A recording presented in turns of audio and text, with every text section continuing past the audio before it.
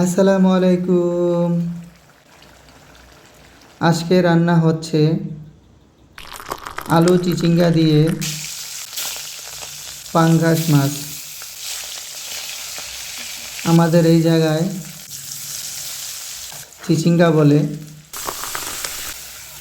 কেউ মনে হয় কইরা বলে। আপনার ওইখানে কি বলে কমেন্ট করে জানাবেন। আমাদের রান্নার ভিডিওগুলা কেমন হয় কমেন্ট করে জানাবেন। রান্নার ভিডিও ভালো লাগলে আমাদের চ্যানেলটা ঘুরে আসবেন, আমাদের সঙ্গেই থাকবেন।